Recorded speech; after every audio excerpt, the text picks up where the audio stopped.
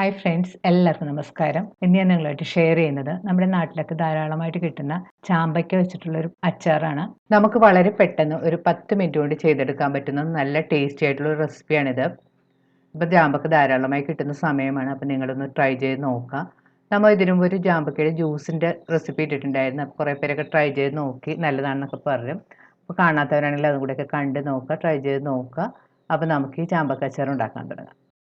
ചാമ്പയ്ക്കയുടെ അകത്തെ കുരുവും പുറത്തെ കറുത്ത ഭാഗമെല്ലാം കളഞ്ഞ് ഇതുപോലെ ചെറിയ കഷ്ണങ്ങളായിട്ട് മുറിച്ച് വെച്ചിട്ടുണ്ട്. ചാമ്പക്ക കഷ്ണങ്ങളാക്കി മുറിച്ചെടുക്കുമ്പോൾ ശ്രദ്ധിക്കേണ്ടത് തീരെ ചെറിയ കഷ്ണങ്ങളായിട്ട് മുറിച്ചെടുക്കരുത്. അപ്പോൾ അച്ചാറൊക്കെ ഉണ്ടാക്കി വരുമ്പോഴത്തേക്കും ചാമ്പക്ക കഷ്ണങ്ങൾ പെട്ടെന്ന് ഉടഞ്ഞു പോകും. അപ്പം നമ്മുടെ ഈ വീഡിയോയിൽ കാണുന്ന പോലെയുള്ള കഷ്ണങ്ങളായിട്ട് മുറിച്ചെടുത്താൽ മതി. അച്ചാർ ഉണ്ടാക്കുന്നതിന് മുമ്പ് ചാമ്പയ്ക്ക നമുക്ക് എണ്ണയിലിട്ടൊന്ന് വഴറ്റിയെടുക്കണം. ചാമ്പയ്ക്കയിൽ നല്ല വെള്ളമയം ഉണ്ടാകും. അപ്പോൾ ഒന്ന് വെള്ളം വറ്റിച്ചെടുത്തിട്ട് വേണം നമ്മൾ അച്ചാർ ഉണ്ടാക്കാനായിട്ട്. അതിനായിട്ട് ഞാനിവിടെ ഒരു പാൻ ചൂടാക്കാൻ വെച്ചിട്ടുണ്ട്. പാൻ ചൂടായിരുമ്പോൾ നമുക്കൊരു ടേബിൾ സ്പൂൺ നല്ലെണ്ണ ഒഴിച്ചു കൊടുക്കാം. നല്ലെണ്ണ നല്ലപോലെ ചൂടായിരുമ്പോൾ അതിലേക്ക് നമുക്ക് കഷ്ണങ്ങളാക്കി വെച്ചിരിക്കുന്ന ചാമ്പയ്ക്ക ഇട്ട് കൊടുക്കാം. നല്ലെണ്ണയ്ക്ക് പകരമായിട്ട് നമുക്ക് വെളിച്ചെണ്ണ വേണമെങ്കിൽ ഇന്ന് ഉപയോഗിക്കാം കേട്ടോ. ചാമ്പയ്ക്ക എണ്ണയിൽ ഇട്ടതിന് ശേഷം നന്നായിട്ട് വഴറ്റി കൊടുക്കണം. എണ്ണയിൽ ഇട്ട് കഴിയുമ്പോൾ തന്നെ നമുക്കറിയാം അതിന് ചെറുതായിട്ട് ഇങ്ങനെ വെള്ളം വരുന്നത് കാണാം. ഈ വെള്ളമെല്ലാം ഒന്ന് വറ്റി വരണം. ഏകദേശം ഒരു 5 മിനിറ്റ് ഒരു മീഡിയം ഫ്ലെയിമിൽ വെച്ച് നന്നായിട്ട് വഴറ്റി കൊടുക്കണം. അപ്പോൾ ചാമ്പക്കയിലുള്ള വെള്ളമെല്ലാം വറ്റി ഒന്ന് ഡ്രൈ ആയിട്ട് വരും. ഇപ്പോൾ വെള്ളമെല്ലാം വറ്റി വന്നിട്ടുണ്ട്. ഈ സമയത്ത് നമുക്ക് സ്റ്റവ് ഓഫ് ചെയ്യാം. വഴറ്റിയെടുത്ത ചാമ്പയ്ക്ക നമുക്കൊരു പ്ലേറ്റിലേക്ക് മാറ്റി വെക്കാം. അച്ചാർ ഉണ്ടാക്കാനായിട്ട് ഞാനിവിടെ ഒരു പാൻ ചൂടാക്കാൻ വെച്ചിട്ടുണ്ട്. പാൻ ചൂടാകുമ്പോഴേക്ക് നമുക്ക് ആവശ്യത്തിന് എണ്ണ ഒഴിച്ചു കൊടുക്കാം. ഞാനിവിടെ ഉപയോഗിച്ചിരിക്കുന്നത് നല്ലെണ്ണയാണ്. ഞാനിതിലേക്ക് ഒരു 5 ടേബിൾ സ്പൂൺ നല്ലെണ്ണയാണ് ഒഴിച്ചു കൊടുത്തിരിക്കുന്നത്. അച്ചാർ കൂടുതൽ കാലം കേടുകൂടാതിരിക്കാൻ വേണ്ടി നമ്മൾ കുറച്ച് എണ്ണ കൂടുതൽ ഉപയോഗിക്കുന്നത് എപ്പോഴും നല്ലതാണ്. എണ്ണ നല്ലതുപോലെ ചൂടായിരുമ്പോൾ നമുക്ക് ഇതിലേക്ക് 1 ടീസ്പൂൺ കടുക് ഇട്ട് പൊട്ടിക്കണം. കടുക് പൊട്ടിക്കുന്ന സമയത്ത് നമുക്കൊരു 1/4 ടീസ്പൂൺ ഉലുവയും കൂടി ഇതിലിട്ട് പൊട്ടിക്കാം. ഞാനിതിൽ പൊട്ടിച്ചിട്ടില്ല, ഞാൻ ലാസ്റ്റ് ഉലുവ പൊടിയാണ് ചേർത്ത് കൊടുക്കുന്നത്. നിങ്ങൾക്ക് താല്പര്യം ഉണ്ടെങ്കിൽ 1/4 ടീസ്പൂൺ ഉലുവയും കൂടി പൊട്ടിക്കാം. കടുക് നല്ലതുപോലെ പൊട്ടി വരുമ്പോൾ ഇതിലേക്ക് 2 തണ്ട് കറിവേപ്പിലയും കൂടി ചേർത്ത് മൂപ്പിക്കാം. കറിവേപ്പില മൂത്ത് വരുമ്പോൾ ഇതിലേക്ക് ഒരു 3 ടേബിൾ സ്പൂൺ വെളുത്തുള്ളി അരിഞ്ഞതും 2 ടേബിൾ സ്പൂൺ ഇഞ്ചി അരിഞ്ഞതും 4 പച്ചമുളക് നീളത്തിൽ കീറിയതും കൂടി ചേർത്ത് കൊടുക്കാം. ഇവ ചേർത്തൊന്ന് നന്നായിട്ട് വഴറ്റി കൊടുക്കണം. ഇവിടെ പച്ചമണം ഒന്ന് മാറി വരുന്നവരൊന്ന് നന്നായിട്ട് വഴറ്റി കൊടുക്കാം. ഇഞ്ചിയും വെളുത്തുള്ളിയെല്ലാം മൂത്ത് ചെറുതായിട്ടുള്ള കളർ മാറി തുടങ്ങിയിട്ടുണ്ട്. ഈ സമയത്ത് സ്റ്റവ് ഒരു ലോ ഫ്ലെയിമിലേക്ക് വെക്കാം. അതിനുശേഷം ഇതിലേക്ക് നമുക്ക് പൊടികളെല്ലാം ചേർത്ത് കൊടുക്കണം. ഇതിലേക്ക് 1 ടീസ്പൂൺ മഞ്ഞൾപ്പൊടി ചേർത്ത് കൊടുക്കാം.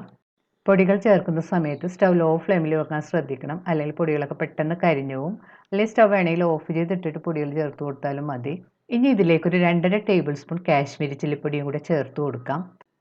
നിങ്ങൾക്ക് എരിവ് കൂടുതൽ ഇഷ്ടമാണെങ്കിൽ 2 ടേബിൾ സ്പൂൺ കാശ്മീരി ചില്ലിപ്പൊടിയും 1/2 ടേബിൾ സ്പൂൺ എരിവെള്ള മുളക് പൊടിയും കൂടി ചേർത്ത് കൊടുക്കാം.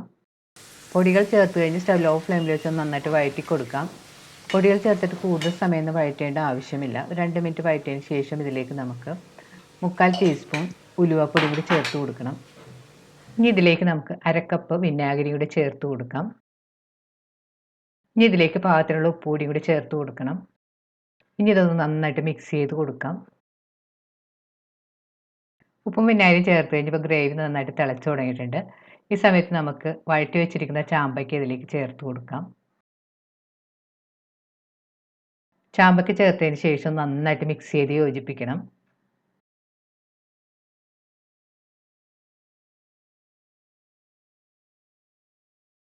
ടേസ്റ്റ് ചെയ്ത് നോക്കിയിട്ട് ഉപ്പ് കുറവാണെങ്കിൽ പാകത്തിന് ചേർത്ത് കൊടുക്കാം.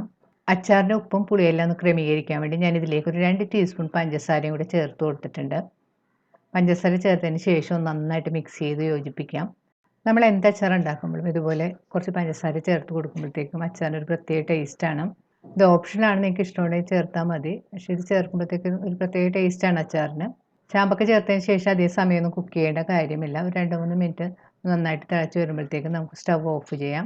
നിങ്ങൾക്ക് കായത്തിൻ്റെ ടേസ്റ്റ് ഇഷ്ടമാണെങ്കിൽ ഒരു 1/4 ടീസ്പൂൺ കായപ്പൊടിയും കൂടി ഇതിലേക്ക് ചേർത്ത് കൊടുക്കാം. അച്ചാർ നന്നായിട്ട് തണുത്തതിന് ശേഷം നമുക്ക് നല്ല എയർ ടൈറ്റ് ആയിട്ടുള്ള കുപ്പികളിലിട്ട് സൂക്ഷിക്കാം. വിനാഗിരി ഉപയോഗിക്കുന്നതുകൊണ്ട് ഒരു മാസമൊക്കെ അച്ചാർ കേടുകൂടാതെ പുറത്ത് നമുക്ക് സൂക്ഷിക്കാൻ പറ്റും. പിന്നെ കൂടുതൽ ക്വാണ്ടിറ്റിയിലൊക്കെ ഉണ്ടാക്കുകയാണെങ്കിൽ നമ്മൾ ഫ്രിഡ്ജിൽ സൂക്ഷിക്കാൻ ശ്രദ്ധിക്കാം. അപ്പോൾ നമ്മുടെ വളരെ രുചികരവും പെട്ടെന്ന് ഉണ്ടാക്കിയെടുക്കാൻ പറ്റുന്നതായ നമ്മുടെ ചാമ്പയ്ക്ക അച്ചാർ റെഡി ആയിട്ടുണ്ട്. അപ്പോൾ നിങ്ങളിത് ട്രൈ ചെയ്ത് നോക്കുക. ട്രൈ ചെയ്ത് നോക്കിയിട്ട് നിങ്ങളുടെ അഭിപ്രായം കമൻറ്റ് ബോക്സിൽ മറക്കരുത്. നിങ്ങളുടെ ഫ്രണ്ട്സായിട്ടൊക്കെ ഷെയർ ചെയ്യുക. വീണ്ടും ഇതുപോലെ നല്ല സിമ്പിളും ടേസ്റ്റിയുമായിട്ടുള്ള റെസിപ്പി ആയിട്ട് നമുക്ക് കാണാം. താങ്ക്